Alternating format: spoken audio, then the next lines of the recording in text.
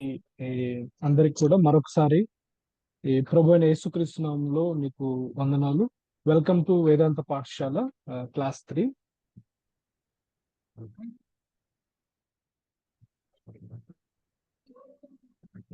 Okay. So Alvin టోఫ్లర్ అనేటువంటి ఒక American business man చెప్పినటువంటి ఒక స్టేట్మెంట్ మీకు ఇక్కడ ఫస్ట్ ఇచ్చాను. ఏంటంటే 21వ శతాబ్దంలో నిరక్షరాస్యులు ఎవరు అనంటే చదవడము రాయడము రానివారు కాదని. ఎవరు అనంటే those who cannot learn and unlearn and relearn. ఎవరైతే నేర్చుకోలేరో, తర్వాత ఎవరైతే అన్లెర్న్ చేయలేరో, అంటే విడిచిపెట్టడం. కొన్ని మనం నేర్చుకుంటాం, తప్పని తెలిసినప్పుడు విడిచిపెట్టాలి. తర్వాత థర్డ్ థింగ్ ఏంటంటే రీలెర్న్, మరలా నేర్చుకోవడం, నేర్చుకున్న దాన్ని మరలా నేర్చుకోవడం. కాబట్టి ఆయన మాటల్లో 21st సెంచరీలో ఇలిటరేట్ పర్సన్ లేకపోతే పీపుల్ ఎవరు అని అంటే ఎవరైతే లెర్న్ చేయలేరో, లేకపోతే అన్లెర్న్ చేయలేరో, తర్వాత రీలెర్న్ చేయలేరో, దీన్ని ఆయన చెప్తూ వచ్చాడు. అయితే ఈరోజు మనం స్క్రిప్చర్స్ గురించి లేకపోతే హెర్మెనెటిక్స్, ఎట్లా మనం వాక్యాన్ని చదవాలి, ఎట్లా మనము అర్థం చేసుకోవాలి అనేటువంటి దాంట్లో అర్థం చేసుకోవడానికి ఫస్ట్ గా Saint Jerome early church father చెప్పినటువంటి ఒక మాట నేను చెప్తా ఉన్నాను. ఏంటి అని అంటే ignorance of the scripture is ignorance of Christ అంటాడు. ఒకవేళ స్క్రిప్చర్ గనక మనకు తెలియకపోతే, స్క్రిప్చర్ మనం చదవకపోతే మనకు క్రీస్తు ఎవరో అనేది తెలియదు. కాబట్టి లేఖనాల్ని చదవడము, లేఖనాలను అర్థం చేసుకోవడము, లేఖనాల్ని మన యొక్క జీవితాల్లో అన్వయించుకోవడం అనేది చాలా చాలా ఇంపార్టెంట్. సో ఈరోజు టాపిక్ వచ్చేసి challenges for biblical interpretation. So brother James అన్నట్లుగా నేను లాస్ట్ చెప్పేటువంటి క్వశ్చన్స్ మీ ముందు ఇప్పుడే పెడతా ఉన్నాను. ఏంటి అని అంటే మీరు ఫస్ట్ జెనసిస్ లో మనం చూస్తే కనుక ఆది కాండంలో 1-2 చాప్టర్స్ లో క్రియేషన్ గురించి మనకు డిఫరెంట్ గా ఉంటుంది. 1వ చాప్టర్ లోనేమో చూస్తే గనక 6వ రోజు యానిమల్స్ క్రియేట్ చేయబడ్డాయి అనేసి మనం చూస్తాం. అంటే మ్యాన్ చేయక ముందు. ఆ తర్వాత 2వ చాప్టర్ లో చూస్తే 18-19లో తర్వాత జంతువులు చేశారంట్లని చూస్తాం. అయితే జెనసిస్ 1-2లో మనం చూస్తా ఉన్నప్పుడు ఈ రెండిట్లో ఏది కరెక్ట్, లేకపోతే ఈ రెండు first chapter second chapter contradiction గా ఉన్నాయా, రెండు క్రియేషన్ అకౌంట్స్ ఎందుకు ఉన్నాయనేది మనము ఆలోచించాలి. ఇది జస్ట్ మీకు అర్థం చేసుకోవడం కోసమే ఈ క్వశ్చన్ ఇచ్చాను. తర్వాత రెండవది మనం చూస్తే కనుక ఫస్ట్ శామ్యుయల్, తర్వాత సెకండ్ శామ్యుయల్, తర్వాత ఫస్ట్ క్రోనికల్స్ చూస్తే కనుక సౌలు గారు ఏ విధంగా చనిపోయారనే దానికి డిఫరెంట్ వర్షన్స్ ఉన్నాయి. సో అయితే సౌలు ఏ విధంగా చనిపోయాడు, ఎవరు చంపారు ఆయన్ని, అమాలేకీయులు చంపారా, లేకపోతే సౌలుకు తనకు తానే చనిపోయాడా అనేది ఇక్కడ మనం చూడాల్సిన విషయం. అయితే స్క్రిప్చర్ అసలు ఏం చెప్తుంది అనేది వీటన్నిటి గురించి మనం చూసినప్పుడు మనకు అర్థమైంది. అయితే ఇక్కడ సాల్ తనకు తానుగానే చనిపోయినట్లుగా మనం చూస్తాం. సో ఇట్లా వాక్యాన్ని మనం చూస్తున్నప్పుడు చాలా ఉన్నాయి. ఈరోజు మనం అంతా చూస్తే గనక ఇండియన్ క్రిస్టియానిటీ లేకపోతే వరల్డ్ వైడ్ క్రిస్టియానిటీలో మనందరము ఒకే దేవుని పూజిస్తున్నాం, ఒకే ఆత్మ మనలో ఉన్నాడు, ఒకే బైబిల్ని మనం చదువుతున్నాం. మేబీ కొంతమంది క్యాథలిక్స్ డిఫరెంట్ వర్షన్స్ చదువుతారు, అది వేరే విషయం. అయితే ఎందుకు మన మధ్య వన్నెస్ ఉండటం లేదు? కొన్ని టీచింగ్స్ పట్ల మనకు కరెక్ట్ అవగాహన మనకు ఉండట్లేదు. ఒక డినామినేషన్ కి ఇంకో డినామినేషన్స్ కి డాక్టరల్ డిఫరెన్సెస్ ఎందుకు వస్తున్నాయి? ఒక చర్చి ఫాలో అయ్యేటువంటి సెట్టింగ్ ఇంకో చర్చ్ ఎందుకు ఫాలో అవ్వలేకపోతున్నాం? ఇందులో ఎవరు కరెక్ట్, ఎవరు రాంగు? ఒకే దేవుణ్ణి మనం పూజిస్తున్నప్పుడు, ఒకే బైబిల్ చదువుతున్నప్పుడు, ఒకే ఆత్మ అందరికీ సహాయం చేస్తున్నప్పుడు ఎందుకు ఇట్లాంటి డిఫరెంట్ వర్షన్స్ ఆఫ్ ఐడియాస్ ఎందుకు వస్తున్నాయి అనేది మనం ఈరోజు చూద్దాం. అయితే ఛాలెంజెస్ ఏంటి అని అంటే ముఖ్యంగా వాక్యాన్ని అర్థం చేసుకోవడానికి ఫస్ట్ గా చూస్తే కనుక లిటరరీ ఛాలెంజెస్. లిటరరీ ఛాలెంజెస్ ఇక్కడ మీరు చూడొచ్చు. ఫస్ట్ అందులో మనం చూడాల్సింది ఫస్ట్ ఏంటంటే సరౌండింగ్ కాంటెక్స్ట్, చుట్టుపక్కల ఉన్నటువంటి సందర్భం ఏంటి, ఒక వచనం చదువుతున్నప్పుడు కానీ ఒక ప్యాసేజ్ చదువుతున్నప్పుడు కానీ చుట్టుపక్కల కాంటెక్స్ట్ ఎట్లా ఉంది, ఆ తర్వాత జనరే దాని యొక్క శైలి ఎట్లా ఉంది, రాసినటువంటి శైలి, ఆ తర్వాత కెనానికల్, బైబిల్ మొత్తంలో మిగతా కెనానికల్ బుక్స్ ఏ విధంగా దాన్ని సపోర్ట్ చేస్తున్నాయి, ఏం చెప్తున్నాయి అనేది మనం చూడాలి. ఆ తర్వాత historical context, next theological context. Theological context లో వచ్చేసి థీమాటిక్, కవెనెంటల్, రివల్యూషన్. తర్వాత హిస్టారికల్ కాంటెక్స్ట్ లో వచ్చేసి జియోపొలిటికల్, భౌగోళిక రాజకీయం. తర్వాత కల్చరల్ కాంటెక్స్ట్, తర్వాత సిచ్యువేషనల్ కాంటెక్స్ట్. ఇవి మనం చూస్తాం. అయితే మొదటిగా లిటరరీ కాంటెక్స్ట్ చూస్తే గనక మనం మొదటిది ఇందులో లిటరరీ కాంటెక్స్ట్ లో సరౌండింగ్ కాంటెక్స్ట్. బైబిల్ను ఖచ్చితంగా యథార్థంగా అర్థం చేసుకోవడానికి చుట్టుపక్కల సందర్భం మనకు సహాయం చేస్తుంది. మనము బైబిల్ని మనం ఆ వాక్యాన్ని చదువుతున్నప్పుడు అర్థం చేసుకోవడానికి నియర్ కాంటెక్స్ట్ లేకపోతే వైడర్ కాంటెక్స్ట్ మనం చూడాలి. అయితే ఇక్కడ చాలాసార్లు మనం చూస్తే గనక the Bible is taken out of context many times. ఈరోజు పుల్పిట్ మీద నిలబడి ప్రీచ్ చేసేటువంటి ఈ చాలా సంఘాల్లో చూస్తే కనుక అవుట్ ఆఫ్ కాంటెక్స్ట్ లో వాక్యాన్ని వాడడం అనేది మనం చూస్తాం. అయితే వాళ్ళకు హిస్టరీ గురించి, లిటరేచర్ గురించి, థియాలజీ గురించి తెలియదేనా? ఒకటి ఎందుకు అట్లా చేస్తారంటే, ఒకటి wilfully ignore the surrounding context of the passage. కొంతమంది కావాల్సే ఆ సరౌండింగ్ కాంటెక్స్ట్ ని వదిలేస్తారు. కొంతమంది they read the Bible without an awareness how vital context is to the communication of the ideas. కొంతమందికి ఆ కాంటెక్స్ట్ ని అర్థం తెలియక, ఆ అవేర్నెస్ లేక వాళ్ళు చేస్తున్నారు. ఇక్కడ 2 క్రైమ్స్ చూస్తాం. అంటే క్రైమ్ అనేది మేబీ కొంచెం హార్డ్ వర్డ్ అవ్వచ్చు, బట్ అది ఒక రకంగా అట్లనే ఉంటుంది. ఎందుకంటే కరెక్ట్ గా వర్డ్ ఆఫ్ గాడ్ ని కనుక మనం డివైడ్ చేయట్లేదు అని అంటే it's like a crime, justice చేయనట్లేము. కాబట్టి the first crime is commissions, crime of commission, కావాల్సి చేయడము. రెండవది while second is the crime of omission, తెలియక కొన్నిసార్లు వదిలేసేయడం, క్రైమ్ ఆఫ్ ఒమిషన్. కాబట్టి వర్డ్ ఆఫ్ గాడ్ ని, వాక్యాన్ని మనం చదువుకునేటప్పుడు, అర్థం చేసుకునేటప్పుడు సరౌండింగ్ కాంటెక్స్ట్ అనేది చాలా చాలా ఇంపార్టెంట్. దానికి మనం చూస్తే కనుక జోయల్ 3:14 లో చూస్తే కనుక అది చాలా సార్లు మిషన్స్ కి చాలా మంది అప్లై చేసుకొని, దేవుడు సర్వలోకానికి వెళ్ళి సర్వ సృష్టికి సువార్త చెప్పమనేసి ఏదైతే మత్తయి సువార్త 28లో చెప్తాడో దానికి రిలేటెడ్ గా జోయల్ 3:14 ని చదవడం అనేది మనం చూస్తా ఉంటాం. ఎవాంజలిజానికి సంబంధించింది, లేకపోతే పరిచర్యకు సంబంధించింది, ఇది దేవుని యొక్క పిలుపుకు సంబంధించింది అనేది చూస్తాం. అయితే అసలు ఈ జోయల్ 3:14 అసలు ఎవాంజలిజం సంబంధించిందే కాదు, మిషనరీ వర్క్ సంబంధించిందే కాదు, సోల్స్ కు సంబంధించింది కాదు. అయితే ఏంటి అక్కడ చూస్తే కనుక వ్యాలీ ఆఫ్ జోహసపాత్ గురించి అక్కడ చెప్తా ఉంటాడు. ఏంటి అంటే జడ్జిమెంట్ గురించి ఆయన చెప్తాడు. జడ్జిమెంట్ రాబోతుంది మీకు, ఆ యాహవే అందరి మీదకి జడ్జిమెంట్ తీసుకొస్తాడు అనే దాన్ని ఆయన అక్కడ రాసి పెట్టాడు. కాబట్టి అవుట్ ఆఫ్ కాంటెక్స్ట్ లో మనం చదివినప్పుడు ఏంటంటే అట్లనే ఉంటుంది. చాలా సార్లు మనము అవుట్ ఆఫ్ కాంటెక్స్ట్ లో కొంతమంది చదవడం మనం చూస్తూ ఉంటాం. కొన్నిసార్లు ప్రీచింగ్స్ కూడా వింటా ఉంటాం. ఆ తర్వాత నెక్స్ట్ ఏంటంటే జనరల్ శైలిలు. సో వర్డ్ ఆఫ్ గాడ్ మనం నార్మల్ గా చూస్తే కనుక ఒక బుక్ కానీ లేకపోతే ఒక నావెల్ కానీ మనం చదువుతున్నప్పుడు ఆ నావెల్ మొత్తంలో కూడా ఒకటే శైలి ఉంటుంది. ఒకవేళ అది థ్రిల్లర్ నావెల్ అయితే మొత్తం స్టార్టింగ్ నుంచి మనకు ఆ ఎక్స్పీరియన్స్ లో వెళ్తూ ఉంటాం. లేదా హిస్టరీ లేకపోతే పోయటిక్ అయితే అట్లనే ఉంటుంది. బట్ బైబిల్ని చూసినప్పుడు మనకి డిఫరెంట్ గా ఉంటుంది. బైబిల్లో మనం చూస్తే కనుక ఫస్ట్ 5 బుక్స్ వచ్చేసి లా మనం చూస్తాం, ఓల్డ్ టెస్టిమెంట్. నెక్స్ట్ వచ్చేసేసి హిస్టరీ బుక్స్ చూస్తాం. ఆ తర్వాత మరలా విజ్డమ్ లిటరేచర్. ఆ తర్వాత major prophets, minor prophets. Then new testament లోకి వచ్చేసరికి గాస్పెల్స్ మనం చూస్తాం, సువార్తలు. ఆ తర్వాత చర్చ్ హిస్టరీ చూస్తాం, తర్వాత పాల్స్ లెటర్స్ చూస్తాం, తర్వాత జనరల్ ఎపిసోడ్స్ చూస్తాం. సో ఇవి డిఫరెంట్ లిటరేచర్స్. ఇక్కడ చూసేస్తానుక మనకి హిస్టరీ ఉంటుంది మొత్తం లాలో.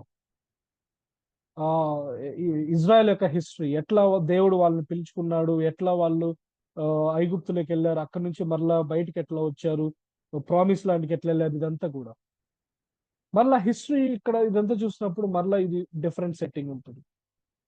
సో మనకు ఒక బుక్ను అర్థం చేసుకోవడానికి ఇంకో బుక్ కంపల్సరీగా కొన్నిసార్లు చదవాల్సి వస్తుంది. మనకు పాల్ యొక్క లెటర్స్ చదవాలి అని అంటే, అర్థం చేసుకోవాలని అంటే యాక్ట్స్ ఆఫ్ అపోజిల్స్ చదవాలి. పౌలు యొక్క 3 మిషనరీస్ జర్నీస్ మనకు తెలవాలి. సో కాబట్టి ఇట్లా బైబిల్ మొత్తం కూడా చూస్తే కనుక కాంప్లెక్స్ మెటీరియల్, సింపుల్ గా చదివేస్తే అర్థమయ్యేటువంటి భాష కాదు. లాంగ్వేజ్ వేరు, తర్వాత వర్డ్స్ డిఫరెంట్, తర్వాత మనం అర్థం చేసుకున్నటువంటి పరిస్థితులు, ఇప్పుడున్న పరిస్థితులు వేరు. కాబట్టి 66 బుక్స్ కూడా డిఫరెంట్ గా ఉన్నాయి. మీరు ఒకసారి చాట్ బాక్స్ యూజ్ చేసుకొని ఎక్కువగా చదివేటువంటి బుక్ ఏదో చెప్తారా మీరు? ఇప్పటి వరకు ఎక్కువ సార్లు మీరు చదివినటువంటి book, Bible book? Psalms brother. Psalms, ఇంకా Corinthians, Acts of Apostles, Psalms and Genesis, Proverbs, good. Proverbs, సామెతలు. సామెతలు, గాస్పెల్స్, వెరీ గుడ్. సో కొన్ని చూసినప్పుడు మనం కొంతమంది సెలెక్టెడ్ గా కొన్ని బుక్సే చదువుతూ ఉంటారు. అయితే కీర్తనలు, లేకపోతే సామెతలు, లేదంటే గాస్పెల్స్ చదువుతూ ఉంటారు. అయితే ప్రతి బుక్ కూడా దైవ వచనమే. ప్రసంగి గ్రంథం, తర్వాత సాంగ్ ఆఫ్ సొలొమన్, తర్వాత యోబు, అన్నీ కూడా దేవుని వాక్యమే ప్రియులు. కాబట్టి కొన్నిసార్లు మనకు అర్థం చేసుకోలేక, వర్డ్స్ అర్థం చేసుకోలేక, తర్వాత థియాలజీ అర్థం చేసుకోలేక, ఆ యొక్క కాంటెక్స్ట్ అర్థం చేసుకోలేక మనం ఏంటంటే కొన్ని బుక్స్కే పరిమితం అయిపోతాం, ఈజీగా ఏదైతే మనకు అర్థమవుతుంది. కాబట్టి ఈ దేవుని వాక్యం మిగతా బుక్స్ లాగా చూసుకుంటే దేవుని వాక్యం కాంప్లెక్సిటీతో కూడి ఉన్నది. ఆ తర్వాత డిఫరెంట్ జనరస్ మనం చూస్తాం, శైలులు. ఆ తర్వాత బైబిల్లో ఉన్నటువంటి లాంగ్వేజెస్ కూడా మనం చూస్తే కనుక, ఒకటి లిటరల్ లాంగ్వేజ్ ఉంది, రెండవది ఫిగరేటివ్ లాంగ్వేజ్. లిటరల్ గా అంటే అక్కడ ఏదైతే రాయబడిందో అది డైరెక్ట్ గా మనము ఫ్యాక్ట్స్ గా తీసుకోవచ్చు. కొన్ని ఫిగరేటివ్ లాంగ్వేజ్ లో మనకు రాయబడింది. సో ఇదంతా కూడా లాంగ్వేజ్ లో ఒక స్టైల్, లేకపోతే భాషలో ఉన్నటువంటి భిన్నత్వం, భాషలో ఉన్నటువంటి అందము మనకు చూపిస్తూ ఉంటుంది. సో కాబట్టి బైబిల్ రాసినటువంటి ఆథర్స్ అందరూ కూడా ఆ విధంగా వాళ్ళు రాసినట్లుగా మనం చూస్తాం. తర్వాత ఫిగరేటివ్ లో మనం చూస్తే కనుక I am the good shepherd అనేసి చెప్తారు, దేవుడు చెప్తాడు. అంటే అక్కడ షెపర్డ్ అంటే నిజంగా ఆయన గొర్రెల కాపరేనా?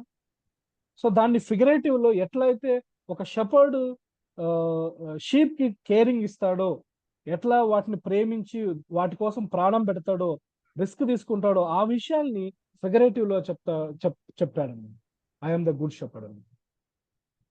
ఆ తర్వాత ఇంకా ముందు మనం చూద్దాం లాంగ్వేజ్ ఆఫ్ ఎనాలజీ. మనం చూసినప్పుడు బైబిల్లో మనం చూస్తే పారబుల్స్, ముఖ్యంగా మనం గాస్పెల్స్ లో చూస్తే పారబుల్స్ చూస్తూ ఉంటాం.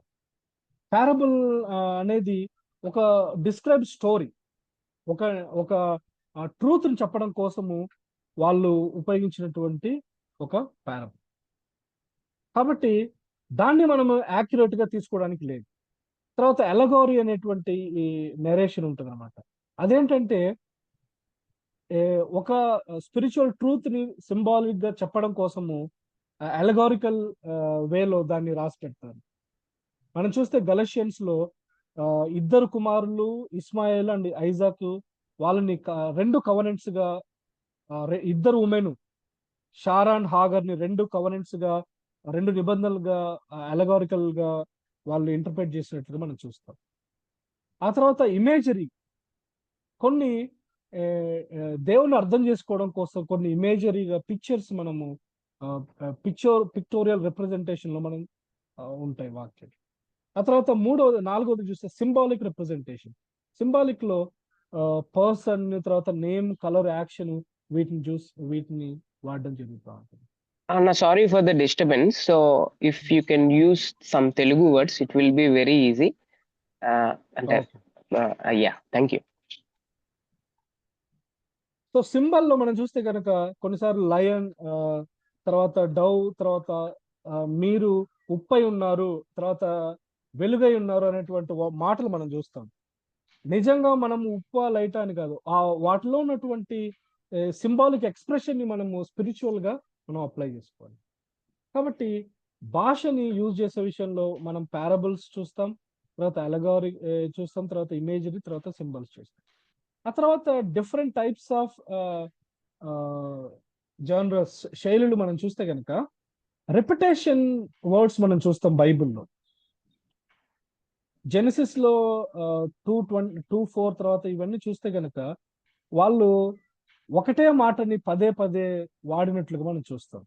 ఆ తర్వాత జాన్ గాస్పెల్లో కనుక మనం చూస్తే కనుక జాన్ ట్రూలీ ట్రూలీ అనేటువంటి మాట వాడుతూ ఉంటాడు.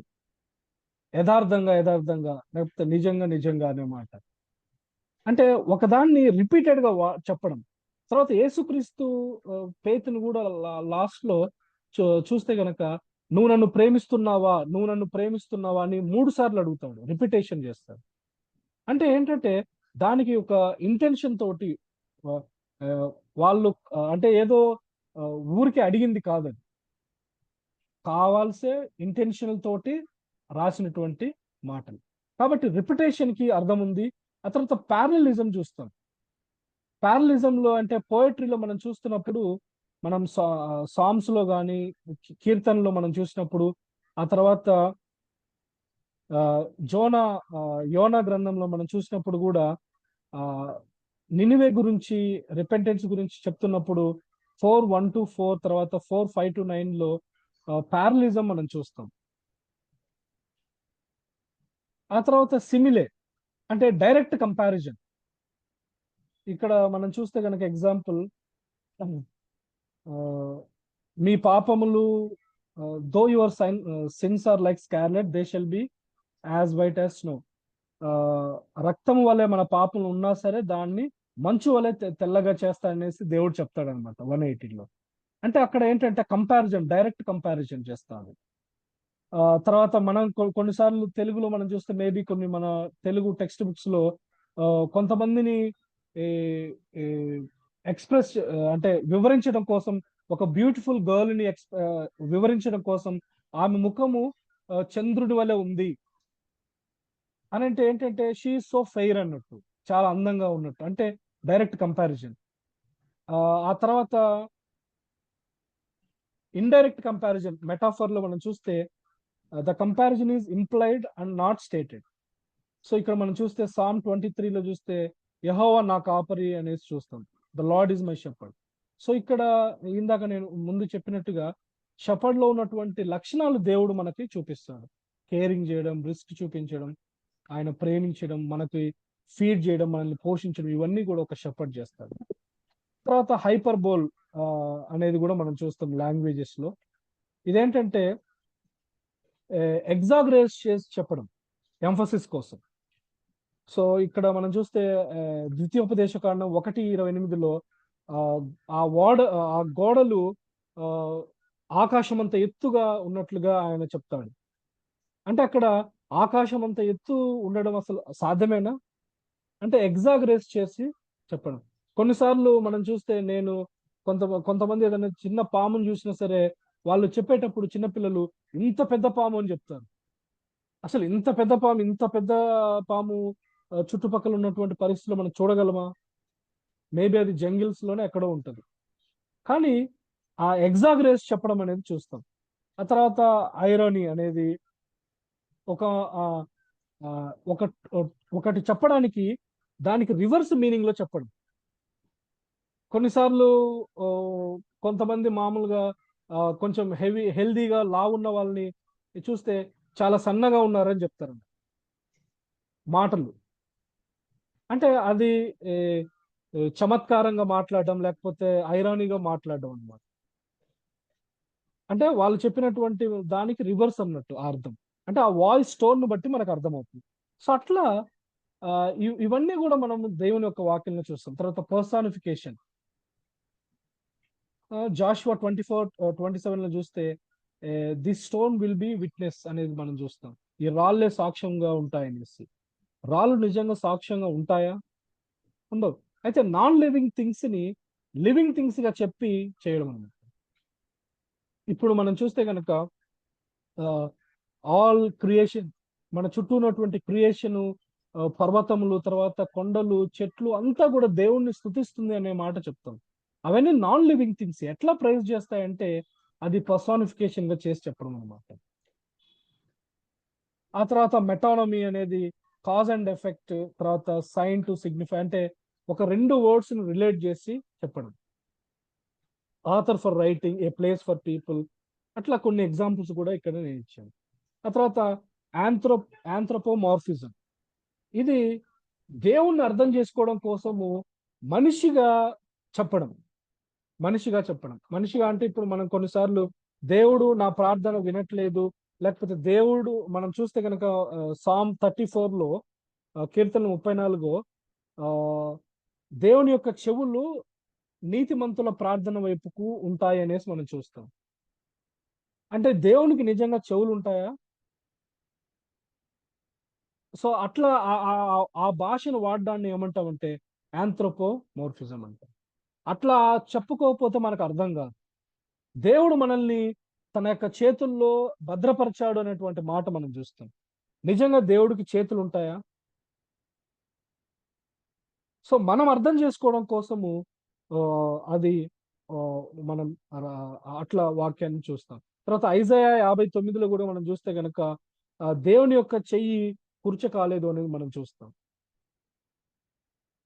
సో ఇవన్నీ కూడా దేవుణ్ణి మనం అర్థం చేసుకోవాలంటే హ్యూమన్ ఫార్మ్స్ లో, మన మాటల్లోనే మనం అర్థం చేసుకోవాలి. సో దానికోసము God expressed in human form or man's form అనేది మనం చూస్తాం.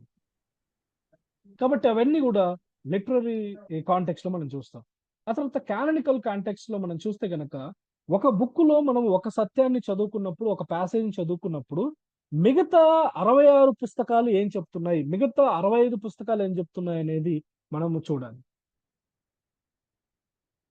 సో మనం చూస్తే కనుక ఇక్కడ 7 చర్చెస్ గురించి రెవల్యూషన్ 2-3 చాప్టర్స్ లో మనం చూస్తాం. అయితే అది రెస్ట్ ఆఫ్ ద బుక్ కి ఏ విధంగా అది అన్వయించుకోవాలి మనము అనేది మనం చూడాలి. ఆ తర్వాత రోమన్స్ 8 లో మనం చూస్తే కనుక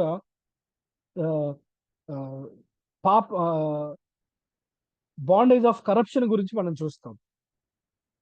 అయితే అది జెనిసిస్ ఆది కాండము 3:17కి ఎట్లా లింక్ అయిందో అనేది మనం చూడాలి. రోమా 8 చదువుతున్నప్పుడు, ఆది కాండం 3వ చాప్టర్ చదువుతున్నప్పుడు మనకి ఈజీగా అర్థం అవడానికి తెలుస్తుంది. ఏ విధంగా అయితే ఆదాము, మొదటి ఆదాము ద్వారా పాపం ఎట్లా వచ్చింది లోకానికి, అదే విధంగా కడపటి ఆదాము ద్వారా మనందరికీ కూడా రక్షణ వచ్చింది అనేసి మాట యేసుక్రీస్తు గురించి చెప్తాం. సో దానికి మనము జెనసిస్ లో చదివినప్పుడు మనకి అర్థమవుతుంది. ఆ తర్వాత ఒక మాట, హెర్మనెటిక్స్ లేకపోతే వాక్యాన్ని మనం చదివేటప్పుడు గుడ్ జడ్జిమెంట్ అనేది చాలా చాలా ఇంపార్టెంట్. కెవిన్ వూన్హూజర్ అనేటువంటి ఆయన ఏమంటారంటే, hermeneutics involves more than a wooden or dull application of methodological principles. Hermeneutics requires good judgment. వాక్యాన్ని మనం చదువుతున్నప్పుడు, వాక్యాన్ని మనం రైట్ గా డివైడ్ చేసినప్పుడు కరెక్ట్ జడ్జిమెంట్ అనేది మనకు ఉండాలి. ఆ తర్వాత సెకండ్ చూస్తే కనుక హిస్టారికల్ కాంటెక్స్ట్ లో మొదటిది జియో పొలిటికల్, రెండోది కల్చరల్, మూడోది సిచ్యువేషన్. సో ఇక్కడ హిస్టారికల్ దాంట్లో మనం చూస్తే కనుక Bible is a revolution in history unlike the teachings of many religions. So బైబిల్లో మనం హిస్టరీ గురించి చాలా చూస్తాం, ఇజ్రాయెల్ హిస్టరీ మనం చూస్తాం. అయితే మనము సరిగా దాన్ని అర్థం చేసుకోవడానికి వాక్యాన్ని మనకి హిస్టారికల్ బ్యాక్గ్రౌండ్ అనేది తెలిసి ఉండాలి. హిస్టారికల్ బ్యాక్గ్రౌండ్, సపోజ్ మీరు రూత్ బుక్ మనం చదివితే గనక రూత్ లో గనక చూస్తే చాలా ఉంటాయి హిస్టరీకి సంబంధించినవి, లేకపోతే జూవిష్ లాకు సంబంధించింది. దేవుడు ఏదైతే సినాయి పర్వతం మీద ఇచ్చాడో ఆ లాకు సంబంధించిన రూత్ బుక్ లో చాలా ఉంటాయి. ఒకటి రూత్కి వాళ్ళ అత్తమ్మ ఏం చెప్తుందంటే నయోమి ఈ బోయస్ దగ్గరికి వెళ్ళు అనేసి చెప్తుంది అనమాట. నీట్గా రెడీ అయిపోయి ఆమె తను నిన్ను విమోచిస్తాడని చెప్పేసి వెళ్తుంది అనమాట. అది ఒకవేళ మనం ఇప్పుడు 21st సెంచరీలో ఇప్పుడున్నటువంటి క్రిస్టియన్ కాంటెక్స్ట్ లేకపోతే మన తెలుగు కల్చర్లో చూస్తే గనక అది ఒక రకంగా పాపంగా చూస్తాం. అరే వాళ్ళ అత్తమ్మనే ఒక వేరే రిలేటివ్ దగ్గరికి ఎట్లా అట్లా పంపించేసిన నైట్ అనేసి చూస్తాం. అయితే అక్కడ ఏంటంటే వాళ్ళకున్నటువంటి లాలో ఎవరైతే హస్బెండ్ చనిపోతారో వాళ్ళకి ఆ దగ్గర ఉన్నటువంటి బంధువులు ఒకవేళ బ్రదర్ ఉంటే వాళ్ళు మ్యారేజ్ చేసుకోవాలి. ఎందుకంటే విడోస్‌గా ఉంటూ విడోస్ చాలా సఫర్ అవుతారు కాబట్టి వాళ్ళని అట్లా ఉండనీయకుండా ఒక హస్బెండ్ ఎవరైనా చనిపోతే వాళ్ళ బ్రదరు తర్వాత రీమ్యారేజ్ చేసుకోవాలి. ఒకవేళ లేదు ఒకవేళ బ్రదర్స్ ఎవరు లేరంటే దగ్గర రిలేటివ్స్ అయినా సరే మ్యారేజ్ చేసుకోవాలి.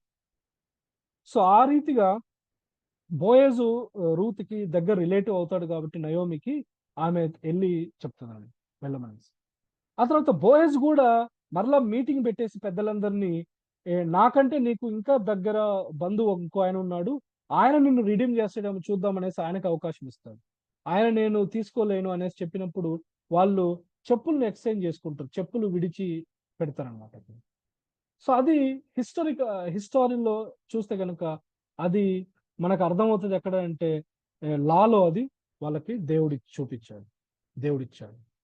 కాబట్టి అది అర్థం చేసుకోవాలి అనంటే ఆ కాంటెక్స్ట్ అంతా గూడా మనకి హిస్టరీ తెలవాలి.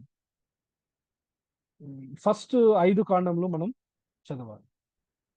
ఆ తర్వాత జియోగ్రఫికల్ సిట్యుయేషన్స్ మనం చూస్తే గనక ఆహ్, చుట్టూ ఉన్నటువంటి ప్రదేశాలని అర్థం చేసుకోవడం గూడా చాలా ఇంపార్టెంట్.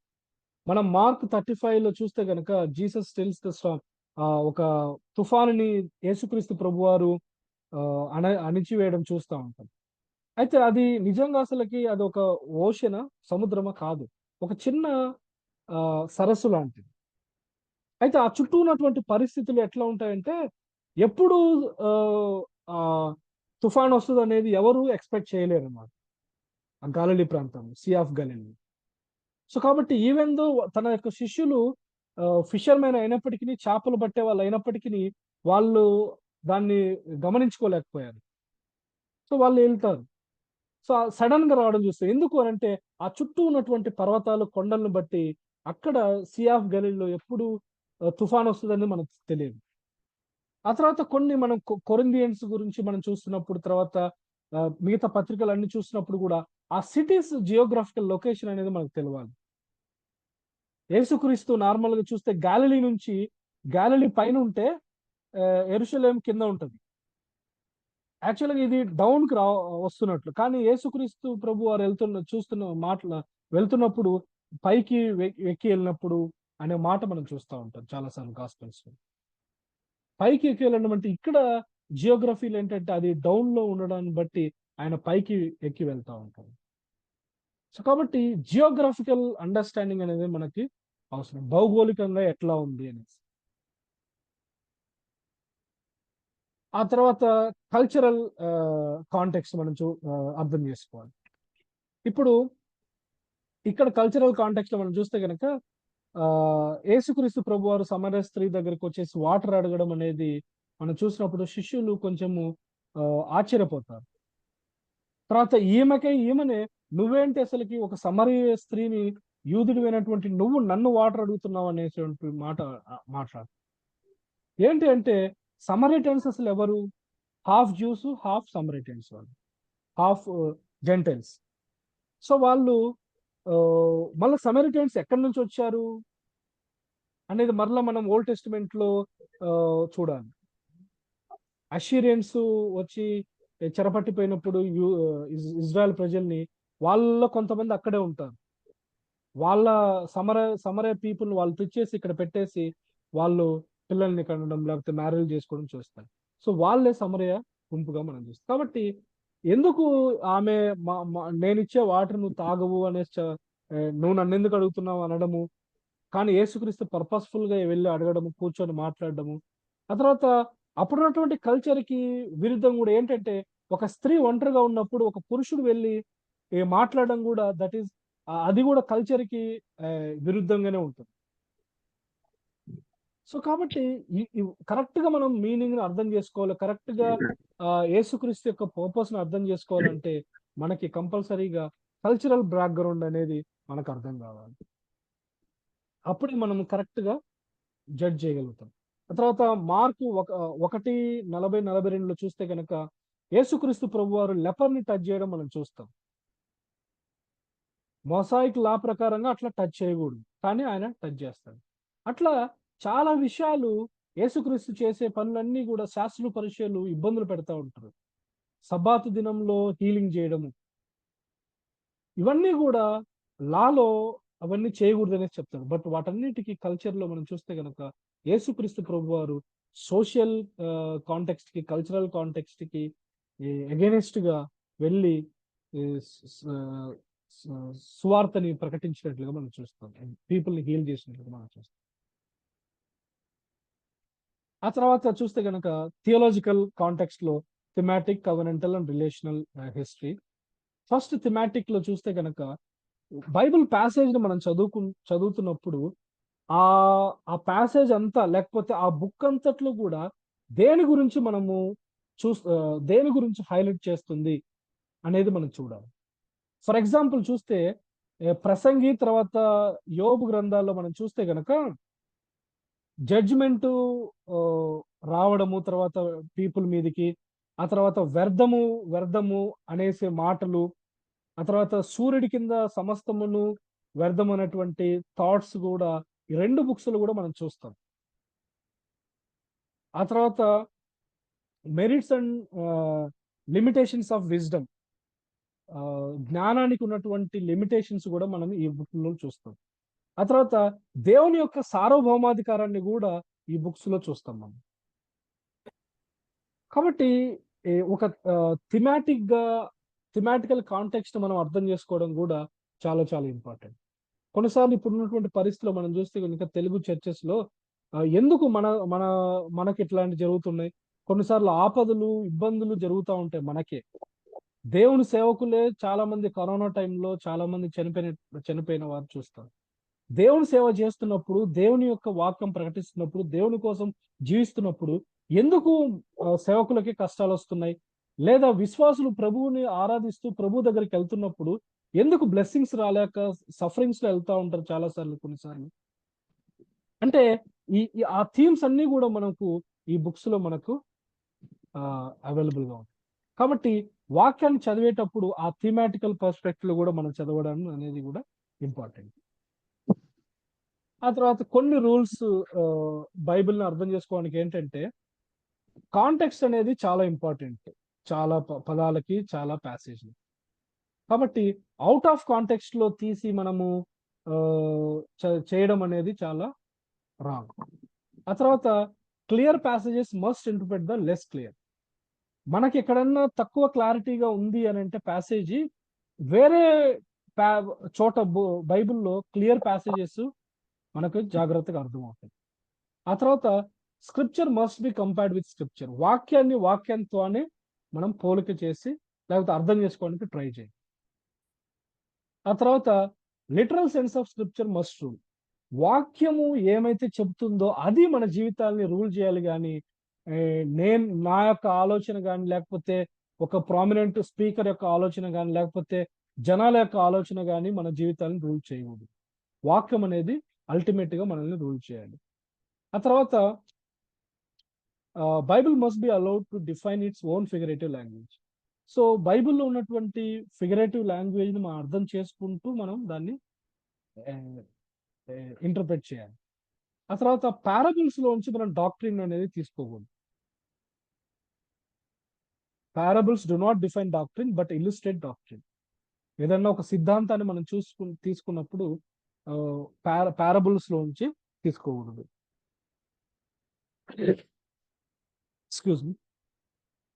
ఆ తర్వాత God's relation to man in the scripture is progressive in nature. So దేవుడు ప్రత్యక్షత అనేది వాక్యంలో కనుక చూస్తే కనుక అది ప్రోగ్రెసివ్ గా ఉంటుంది. సో వాక్యాన్ని 1వ శతాబ్దంలో ఉన్నటువంటి క్రిస్టియన్స్ చర్చ్ అర్థం చేసుకున్నట్లుగా ఈరోజు 21st సెంచరీలో ఉన్న వాళ్ళు వేరే విధంగా అర్థం చేసుకోవాలి. అంటే ఆ యొక్క థింకింగ్ లేకపోతే ఆ థాట్ ప్రాసెస్ అనేది ఎక్కువ అవుతుంది కాబట్టి ఈ రోజు మనకున్నటువంటి అవెన్యూస్ కానీ మనకున్నటువంటి బుక్స్ కానీ రిసోర్సెస్ కానీ చాలా ఎక్కువ. ఆల్రెడీ చర్చి చాలా స్ట్రగుల్ అవుతూ డాక్టరీన్స్ ఫ్రేమ్ చేసి తీసుకొచ్చినటువంటి సెట్టింగ్ లో మనం ఈరోజు 21st సెంచరీలో కూర్చొని వాక్యాన్ని చదవడం అనేది చాలా సింపుల్. ఫస్ట్ సెంచరీలో వాళ్ళకంత నాలెడ్జ్ లేనప్పుడు బైబిల్లో ఉన్నటువంటి వాటిని అర్థం చేసుకోవడము, వాటిని డాక్టరీన్స్ గా ఫ్రేమ్ చేయడం అనేది చాలా కష్టం. ఆ తర్వాత gospels and Acts are transition. So సువార్తలు తర్వాత సువార్తలు తర్వాత అపోస్తుల కార్యాలు కూడా మనము ఆ రెండు కూడా transition.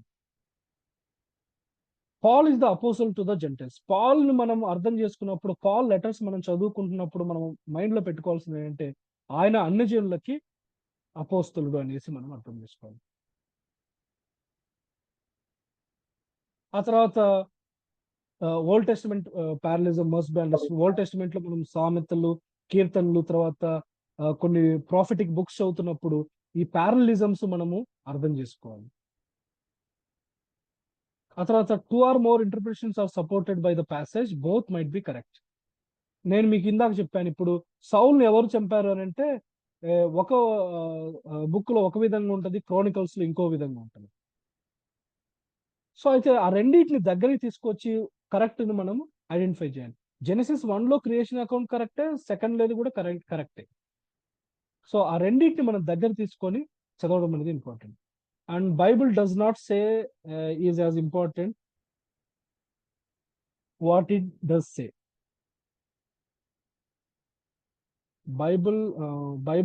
What the Bible does not say is as important what it is. So Bible ఏదైతే చెప్పలేదో దాన్ని మనం ఎక్కువ తీసుకోవాల్సిన పని లేదు. బైబిల్ ఏది చెప్పిందో ఎంత ఇంపార్టెంటో, బైబిల్ ఏది చెప్పలేదో కూడా అది అంతే ఇంపార్టెంట్. చాలా సార్లు మన సంఘాల్లో కానీ మన డిస్కషన్స్ కూడా ఎక్కువ బైబిల్ ఏదైతే మాట్లాడిందో దాని గురించి ఎక్కువ మాట్లాడుతూ ఉంటారు. సో తర్వాత జాగ్రత్తగా వాక్యాన్ని చదవడం వల్ల చాలా ప్రాబ్లమ్స్ మనము క్లియర్ చేసుకోవచ్చు. ఆ తర్వాత కవెనెంటల్ కాంటెక్స్ట్. ఇది కవెనెంటల్ కాంటెక్స్ట్ అంటే మనం చాలా ప్రాఫిటిక్ బుక్స్ అన్ని చదువుతున్నప్పుడు దేవుడు ఇజ్రాయెల్కి తర్వాత దేవునికి మధ్య ఉన్నటువంటి కవెనెంట్ గురించి ప్రాఫిట్స్ ఎక్కువ ప్రస్తావిస్తూ ఉంటారు. సో కాబట్టి ఆ బుక్స్ చదువుతున్నప్పుడు మనం ఏంటంటే దేవుడు ఇశ్రాయేలుకి ఏ విధంగా కవెనెంట్ ఇచ్చాడు, అబ్రహాం కవెనెంట్ కానీ తర్వాత దావీదు నిబంధన కానీ ఇవన్నీ కూడా మనం అర్థం చేసుకోవాలి.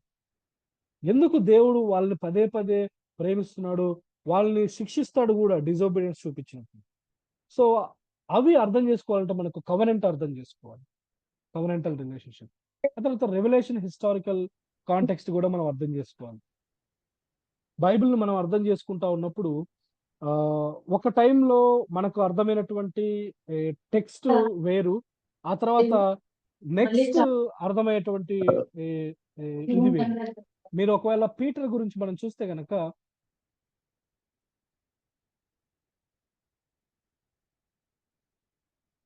ఫస్ట్ పీటర్ 1:10-12 చూస్తే గనక పీటర్ అక్కడ చెప్పేటువంటి మాటలు తర్వాత ఓల్డ్ టెస్టిమెంట్ లో మనం చూసేటువంటి మాటలకి డిఫరెంట్ గా ఉంటాయి. సో కాబట్టి పీటర్ రాసే టయానికి తన దగ్గర ఓల్డ్ టెస్టిమెంట్ ఆల్రెడీ స్క్రిప్చర్ ఉన్నాయి. ఆ తర్వాత మెస్సయా కూడా ఆల్రెడీ వచ్చాడు, తర్వాత వాళ్ళు ఎక్స్పీరియన్స్ చేశారు. కాబట్టి ఆయన మెస్సయాని రాసే విధానము, ఆయన యేసుక్రీస్తు గురించి చెప్పే విధానం అనేది డిఫరెంట్గా ఉంటుంది. కాబట్టి రెవల్యూషన్ హిస్టారికల్ కాంటెక్స్ట్ లో కూడా మనం వాక్యాన్ని జాగ్రత్తగా అర్థం చేసుకోవాలి. తర్వాత కొన్ని వర్డ్స్ మనం చూస్తే కనుక బైబిల్లో సేమ్ వర్డ్సే కానీ డిఫరెంట్ మీనింగ్స్ మనం చూస్తాం. రెవల్యూషన్ 5:5 లో తర్వాత ఫస్ట్ పీటర్ 5:8 లో ఏ రోరింగ్ లైన్ ఇక్కడ ఫస్ట్ పీటర్ లో చూస్తే కనుక అది సాతానికి సంబంధించింది, సాతాన్ రిప్రజెంటేషన్. ఇక్కడ వచ్చేసి లయన్ చూస్తే కనుక సింహం, యూదా గోత్రపు సింహం అని అంటే ఇక్కడ యేసుక్రీస్తుని చూపిస్తాం రెవల్యూషన్. సో కాబట్టి సేమ్ పదమే కానీ డిఫరెంట్ మీనింగ్. తర్వాత different words have the same meaning. Life and Kingdom of God, జీవితం తర్వాత దేవుని యొక్క రాజ్యానికి సేమ్ మీనింగ్ మనం చూస్తూ ఉంటాం. మార్కు 9:45-47. అట్లా వర్డ్స్ ని మనం అర్థం చేసుకోవడము, వర్డ్స్ యొక్క మీనింగ్ అర్థం చేసుకోవడము, అగాపే వర్డ్ ను అర్థం చేసుకోవడము, లేకపోతే షాలోమ్, ఓల్డ్ టెస్టిమెంట్ లో మనం షాలోమ్ అనే వర్డ్ మనం అర్థం చేసుకోవడం, ఇవన్నీ కూడా వర్డ్స్ ని చాలా చాలా అర్థం చేసుకోవడం చాలా ఇంపార్టెంట్. మనం కరెక్ట్ గా వాక్యాన్ని తెలుసుకోవాలి అని. ఆ తర్వాత purpose and plan of the author. So normal గా మనం చూస్తే కనుక ఒక లెటర్స్ చూస్తున్నప్పుడు ఆథర్ యొక్క ఇంటెన్షన్ ఒకటి ఉంటుంది ఒక ఉత్తరం రాసేటప్పుడు. సో కాబట్టి purpose and plan of the author అనేది చాలా చాలా important. Most of the NT books మనం చూస్తే కనుక, especially epistles are occasional, written addressing a particular problem and need in the first century. So 1వ శతాబ్దంలో వాళ్ళకు ఉన్నటువంటి నీడ్స్ ను బట్టి వాళ్ళకి రాశారు. అది కూడా కాంగ్రిగేషనల్ లెటర్స్ అన్ని కూడా. సో కాబట్టి వాటిని మనం అర్థం చేసుకోవాలంటే ఆథర్ యొక్క పర్స్పెక్టివ్, తర్వాత ప్లాన్, తర్వాత అక్కడ ఉన్నటువంటి పరిస్థితులు ఎట్లా ఉన్నాయి, వాళ్ళకు ఉన్నటువంటి సమస్యలు ఏంటి అనేది ఇవన్నీ మనం అర్థం చేసుకుంటే గనక మనము ఈజీగా ఆ యొక్క లెటర్ లో ఉన్నటువంటి సారాంశాన్ని మనం అర్థం చేసుకోవచ్చు.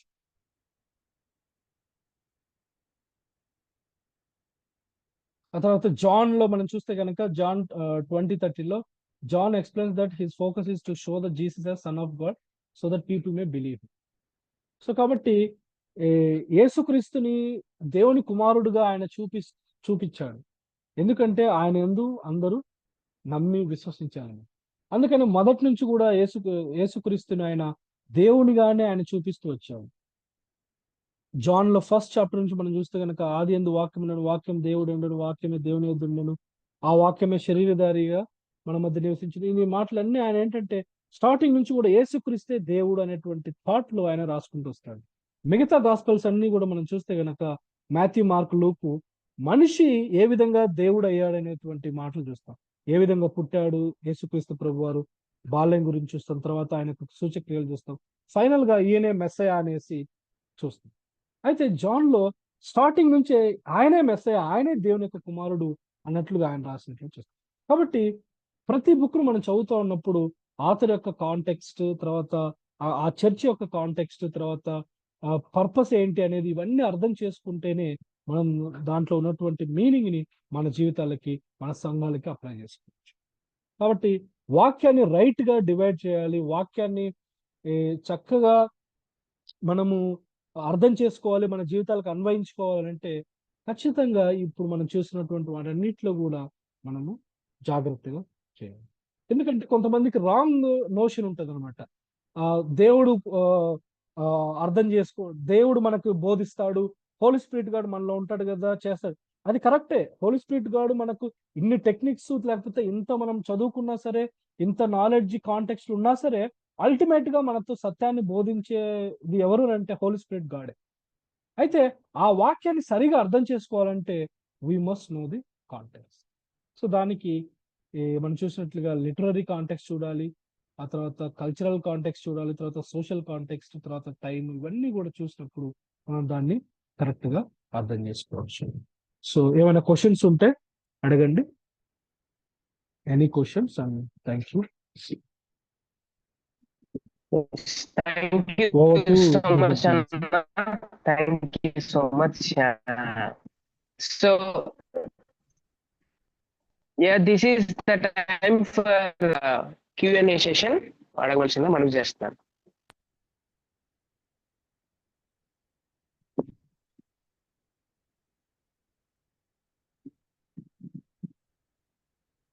ఎవరికైనా ప్రశ్నలు ఉంటే వారు అడగవలసిందిగా మనవి చేస్తున్నాను.